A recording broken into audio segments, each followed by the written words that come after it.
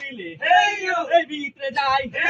এই ভিতরে আছে এই তামাকাশা এই নারীর জৈবন এই রং তামাশা এই পাবসি হালাই